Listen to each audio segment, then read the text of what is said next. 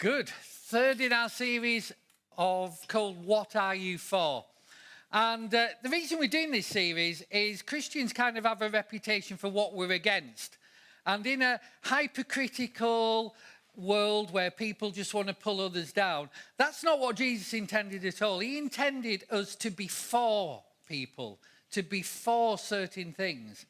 And this morning's message stands on its own, but if you missed the first two, you can pick those up on our YouTube channel. You can watch them again if you were here and you liked them, or you forgot something, you can still watch them again. But in the first message, we kind of set the scene. And we asked, there was a couple of key questions in there. The first one is, and it applies to us as a church, but it also applies to us as individuals, is what do you want to be known for? What do you want to be known for? What do you want your reputation to be? What do you want people to say about you? And we kind of worked out that there were certain things that as Jesus followers we needed to be known for. We needed to be known as people who love God. We needed to be known as people who loved others, loved our neighbours, at least as much as we like and love ourselves.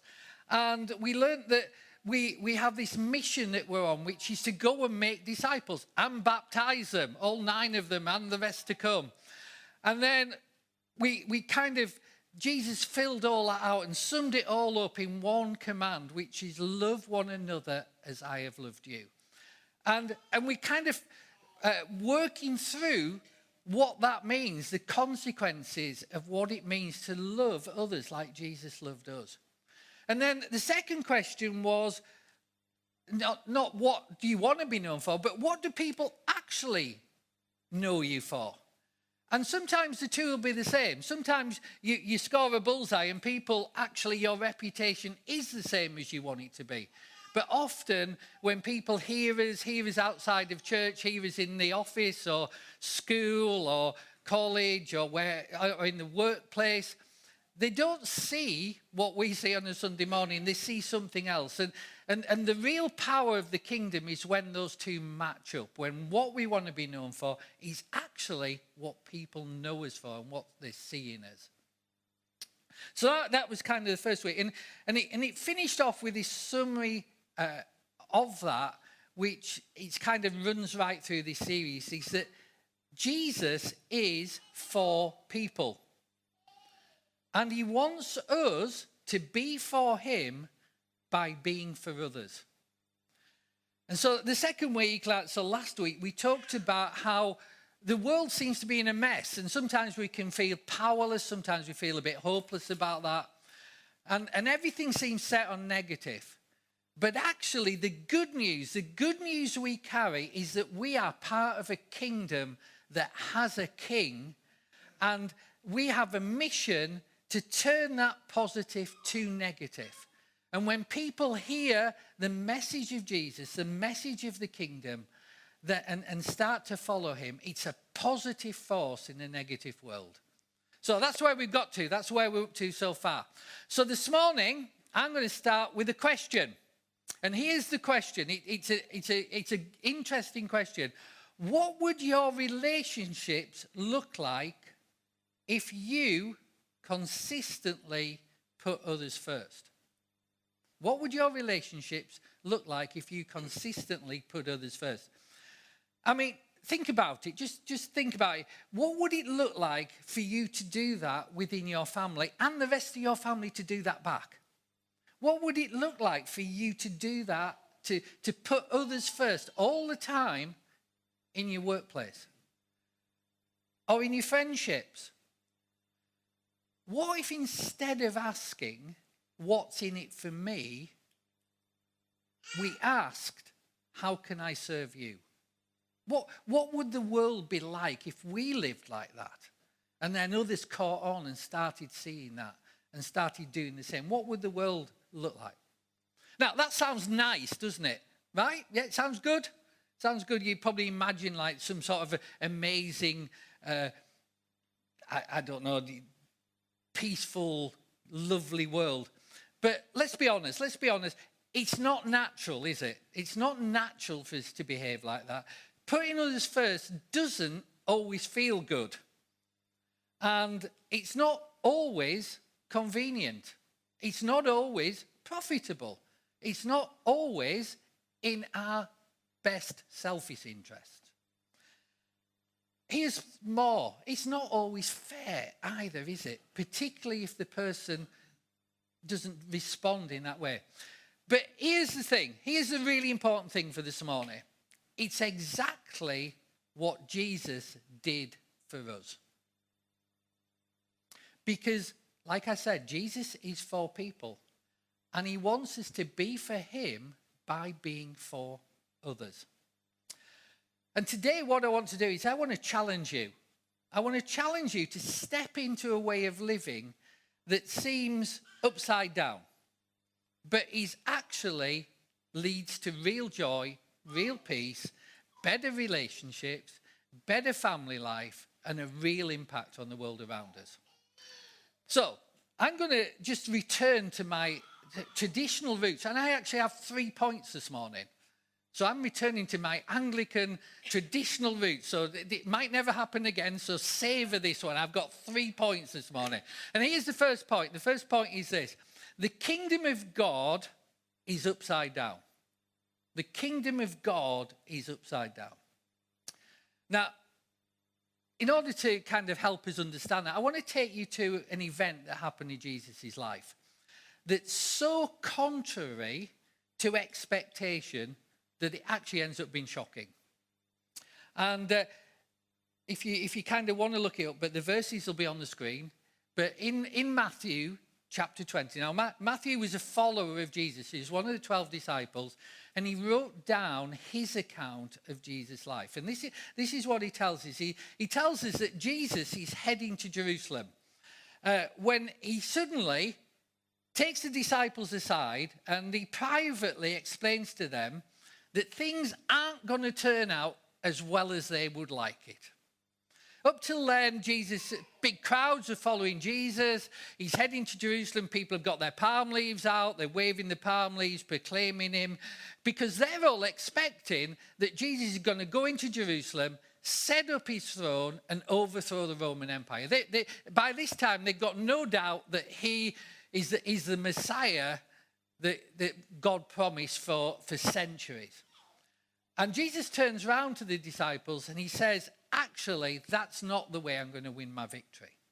This isn't about a localized geography where we set up some sort of earthly throne. My kingdom's going to be in people's hearts. And that's the way we're going to change the world.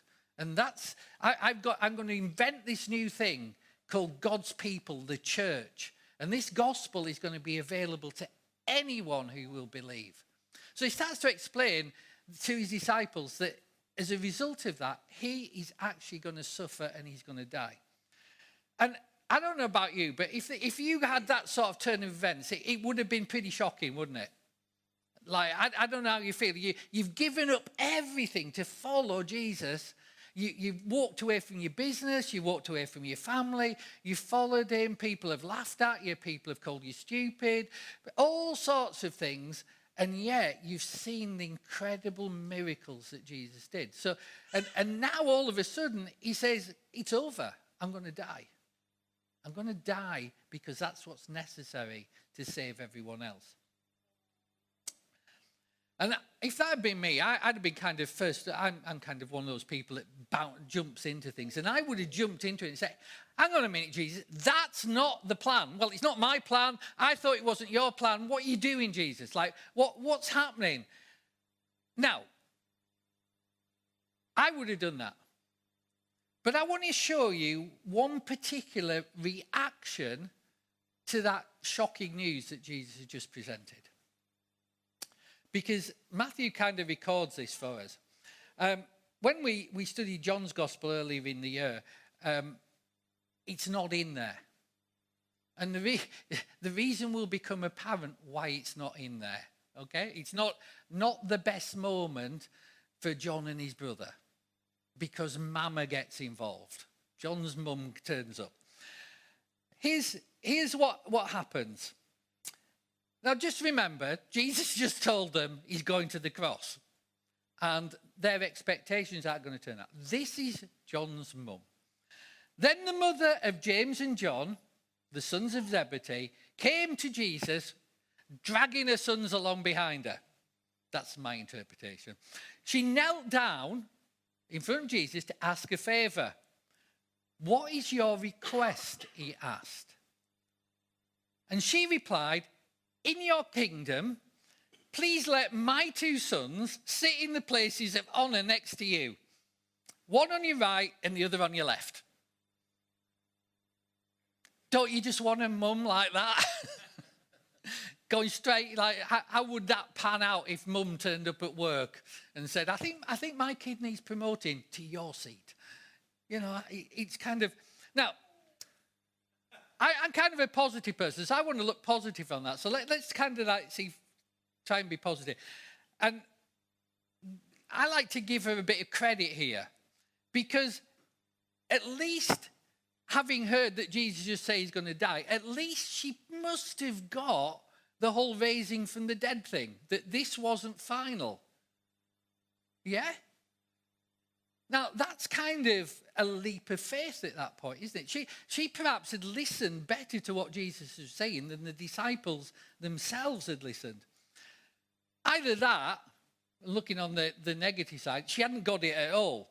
And she still thinks Jesus is going to set up his throne on earth. I don't know which it is, but either way, she wants her sons to be those next to Jesus. And I'll give her the benefit of the doubt. So I want you to give her the benefit of the doubt, okay? Here's the point. Because she knew that James and John had both been present at the Transfiguration. So they were in Jesus' really close circle. James, John, and Peter. So she's saying, does that carry on? Is that still going to be the case? You had them there. Will you still have them when you come into your kingdom? And anyway, understandable, perhaps. Perhaps it's understandable. I guess, though, it's pretty insensitive as well. And perhaps it's understandable, but maybe it's completely wrong. Maybe she just got it totally wrong. Anyway, Jesus answers, and this is Jesus' answer. He answers by saying she hasn't understood what she's asking for. If she had, she would have realized that this isn't about position. This isn't about power. This isn't about recognition.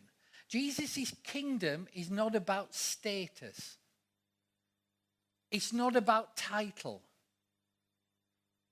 It's not about privilege.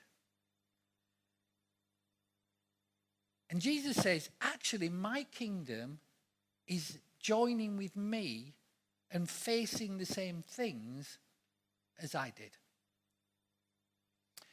And he says it's costly, and it might cost them their lives. And I guess as a mum, you wouldn't really want to hear that about your sons. But actually, it did cost James his life.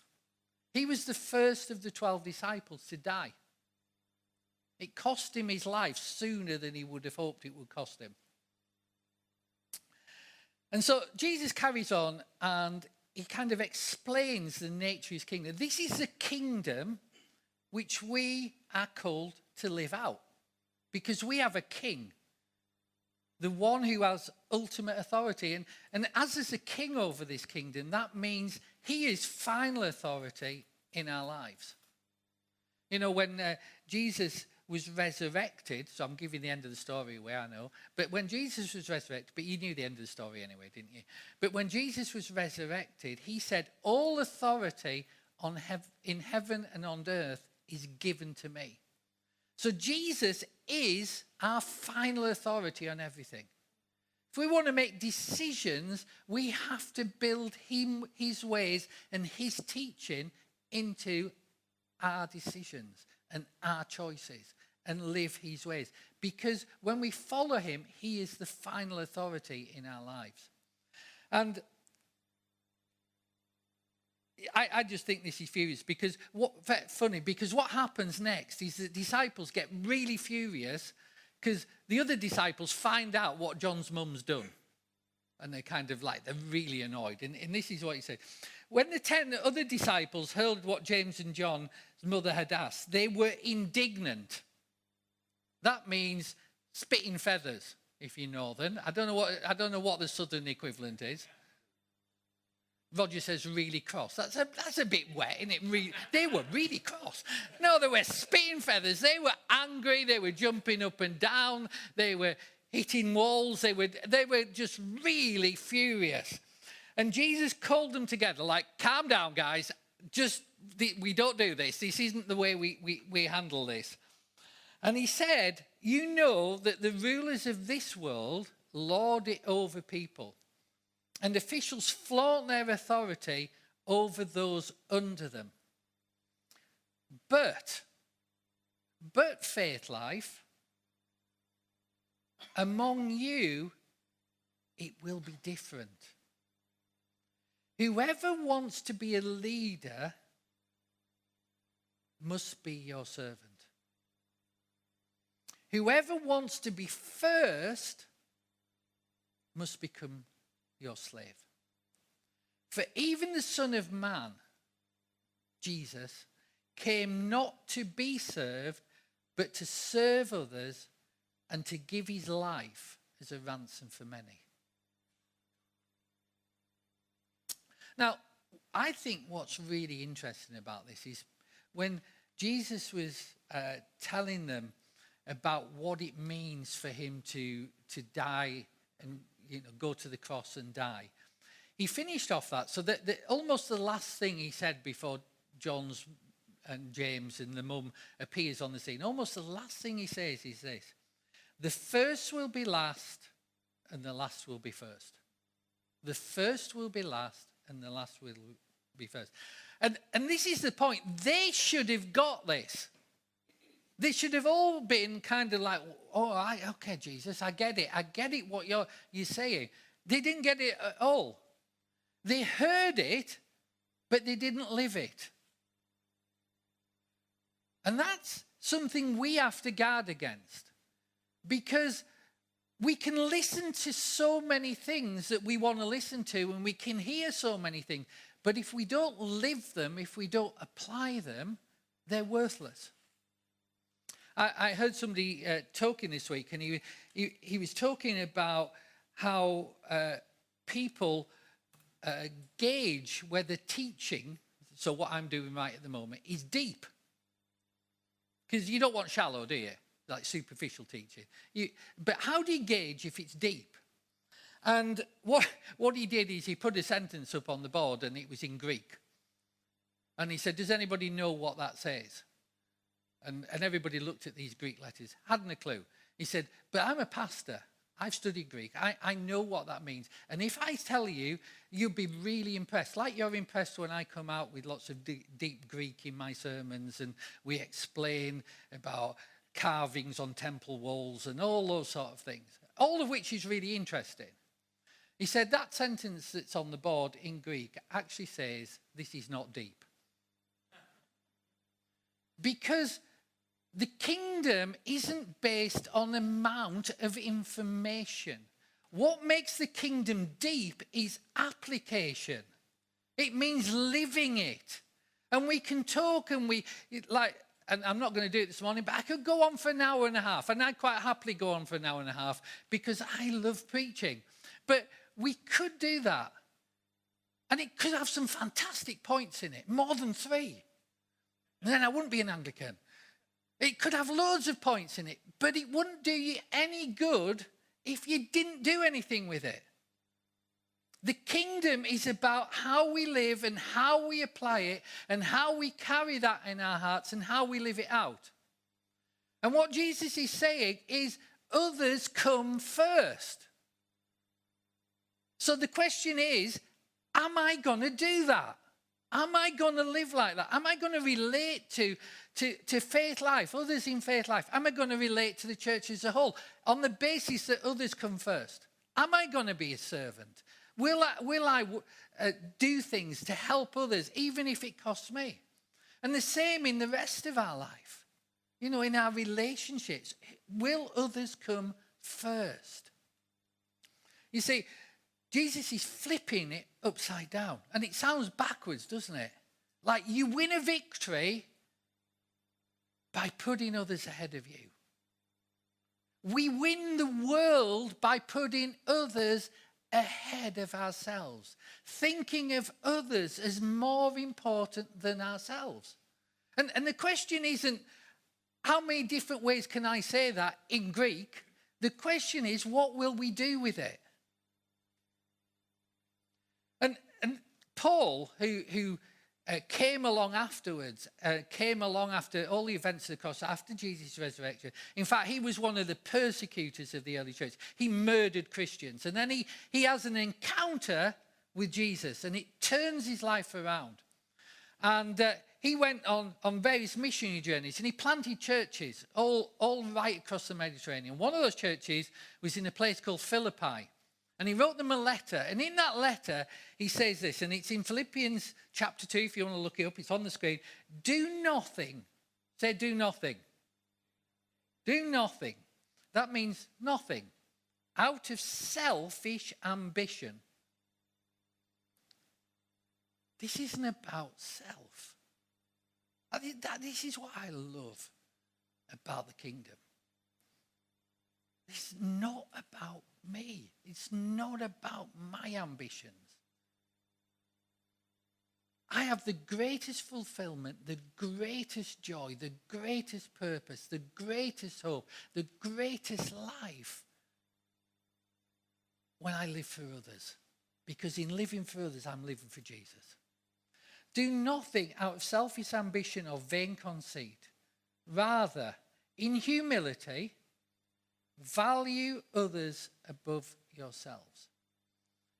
Humility is not thinking you're pathetic or acting pathetic.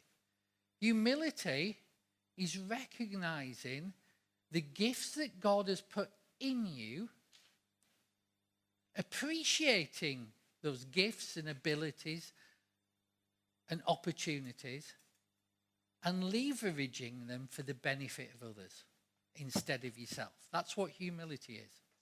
It's about living where you use what God has given you to bless others ahead of yourself. And you leave it up to God to bless you. That's how the kingdom works. Upside down, like I said. Put others first. Anyway, rather in humility, value others above yourselves, not looking to your own interests, but each of you looking to the interests of others. Again, what makes that deep? What makes that deep is not that I can explain what that sentence says. What makes that deep is if we apply it, if we take it into our heart, if we let it settle, if we choose to live like that.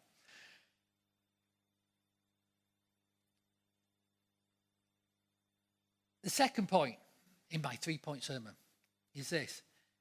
Jesus, and this is why we should live it, because Jesus didn't just teach it, he lived it. He did it himself.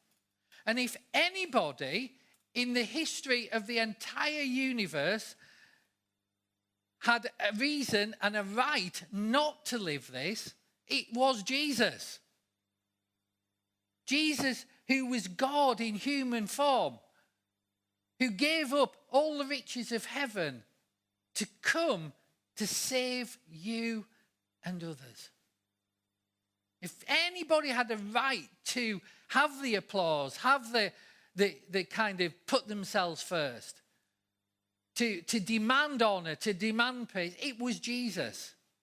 And he didn't do it. And he wants us to live like him, to be like him. So Jesus didn't just teach it, he lived it. And one of the most powerful moments in Jesus' ministry is found, we actually kind of covered it in John, but we actually just did this in passing because I knew this was coming up. And it's in John chapter 13. And it's just before Jesus is going to go to the cross. If you remember, John's gospel breaks down. There's all the 7 miracles at the start that he calls the 7 signs. And then the rest of it is kind of a very detailed narrative of everything Jesus said and did in that last week before he went to the cross. And so right at the start of that narrative, in John chapter 13, before he starts telling the disciples all these things, he does something really significant. What do you think that is? He washes, so the one who came from heaven to earth washes his own followers' feet. Now, just kind of pause there, kind of take that in. And this is, I'll give you some information. So this is deep. Because washing feet in the first century, that was the job of a slave, of a servant. And Jesus, God in the flesh, got down on his knees and chose to serve others when rightfully he should have been the one being served.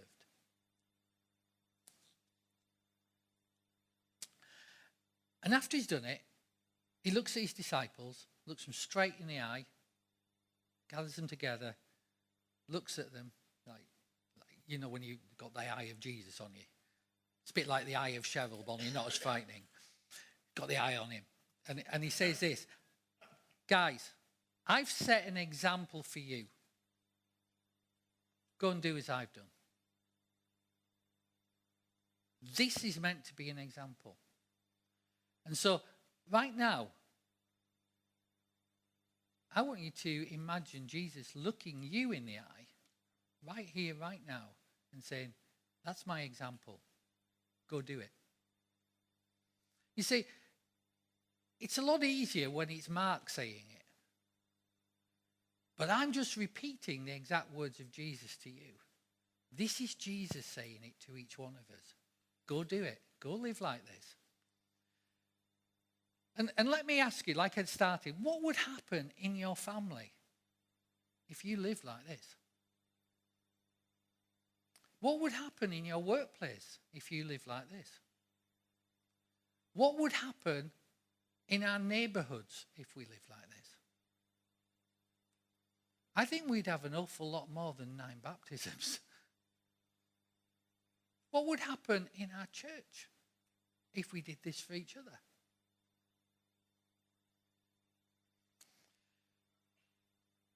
Because here's the deal. Here's the bottom line.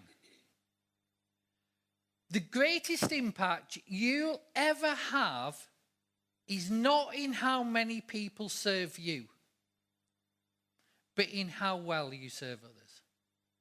The greatest impact you'll ever have is not in how many people serve you, praise you, appreciate you, put you up on a pedestal, give you status. It's not in any of that. It's in how well we serve others will be the greatest impact we could have in our life.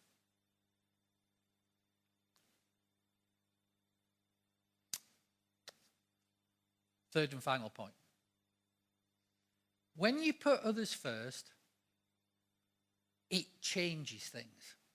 When you put others first, it changes things. And I'm going to show you why that is.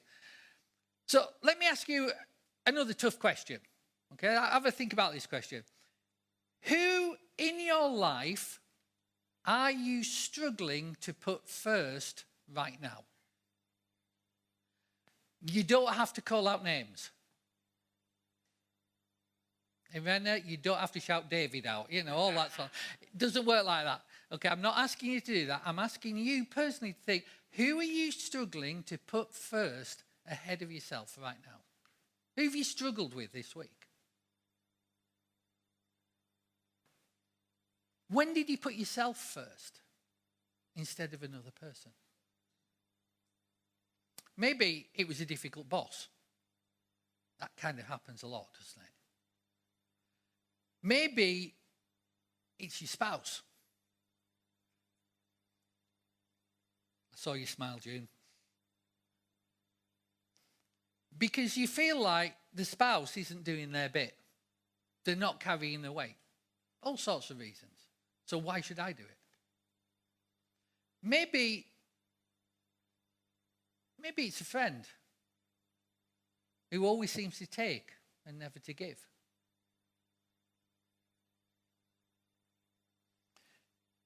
And here's the thing. Jesus is asking, I mean, like if you don't follow Jesus, you get a pass on this. You don't have to worry about this. You should consider doing it because actually it's a really good thing to do. And ultimately, it'll make your life better and it'll make you better at life.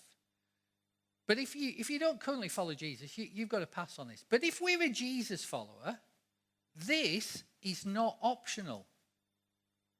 It's not optional at all. Because Jesus is asking us to ignore. He's not asking us to ignore boundaries or allow people to walk all over us. But he's calling us to live by a value which is called loving others like he loved us. Loving others like he loved us. And that's his greatest command. That's what he left us with. In the kind of letters that the apostles and disciples wrote to various churches, they refer to this command as either the law of Christ or the royal law. And it sums up everything. And it's actually sounds really simple, but it's much harder than all those rules he had in the Old Testament under that old covenant. It's much harder. Love other people the same way as Jesus loved you. That's the goal. That's the standard. That's what we're aiming for. That's the vision of living a Christian life. It's what our world needs. It's for Christians to actually be Christ-like. Love others in the same way as I've loved you. And here's the thing. When we do that, it changes things. You know why it does? Because people see that you're different and you live differently and you live by a different set of values.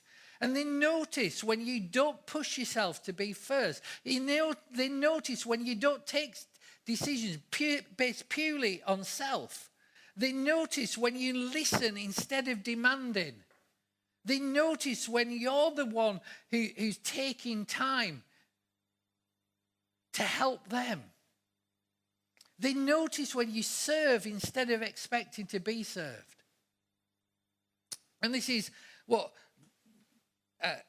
the other person who was on the scene at the Transfiguration, remember it was James and John and Peter. And Peter wrote this late in his life. He wrote this to the churches that he'd been involved in. He says this: be careful to live properly amongst unbelieving neighbours.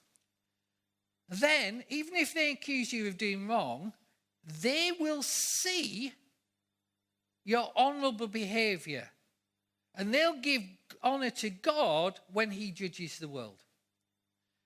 Unbelievers are looking at you. People who do not yet follow Jesus are looking at those who follow Jesus and judging whether they might follow Jesus on the basis of how we live and how we behave towards them and towards each other. Jesus said this: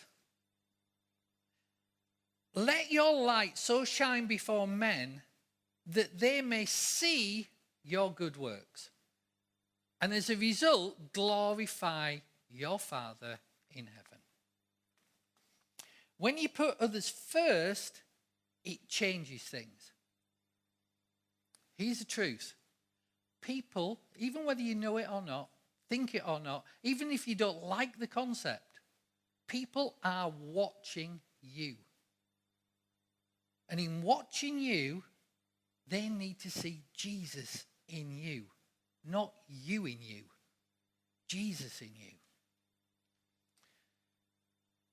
You see, in a world that's all about me first, a life of others first will stand out. In a world which we live in, which is me first, self, self, self, self, self. The church has to be different. We have to be different. In a world that's all about self, me first, a life of others first will stand out. And that's what affected the Roman Empire. Ultimately, the Roman Empire fell and adopted Christianity as its religion right across the empire. That's the kingdom in effect. Jesus might have had a throne in Jerusalem if he'd gone down the course that the disciples had, and he'd still have been in Jerusalem, ruling a little nation. But instead, the church changed an empire. And however you view the world beyond these walls, however you view all the people you come into contact with, if they see you putting others first, they'll see you live differently. And it will draw them ultimately to honor God. Can I have the worship team back up, please? So I'm going to leave you with a challenge for this week. I know I've asked you a couple of challenging questions already, but here's the challenge. You might want to write this down. Malcolm's ready to write it down. He's got there. Dennis hasn't got his notebook. Dennis, where's your notebook? Oh, he's got his notebook. Yeah, good. I was almost in shock. Here's a question. June's serving him. She's writing it down for him. Well done, June. Okay. I want you to kind of go home, and as soon as you get home, I want you to think about this. I want you to think about how you're going to apply this. I want you to look for one way to put somebody else first this week. One way to put somebody else first, ahead of yourself this week. And it'll cost you. It always costs you when you put somebody ahead of yourself. But here's the thing, it never costs you in the long run, because God is with you and blessing you. And maybe, and that person you're going to put first, maybe that's in your marriage.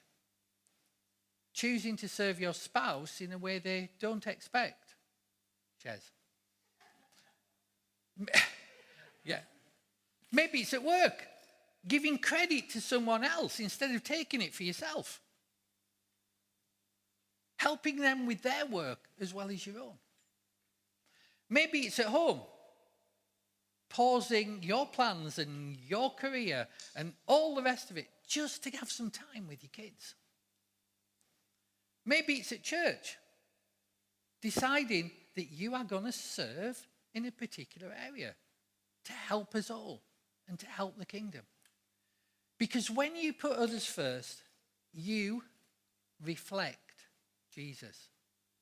When you put others first, you look like Jesus. When you put others first, the world sees the Jesus in you. So this week, who will you put first? Let's pray. Father, I thank you. I thank you that you were not a God who was distant and demanding and just wanting to everything. But you came and you served and you gave your life for us. And Father, I'm so grateful that you gave us the opportunity and the ability to be like you, to serve like you, to love like you. And I pray that this week you will help me to do that to at least one person that I wouldn't otherwise have done it for. Thank you, Lord. Amen.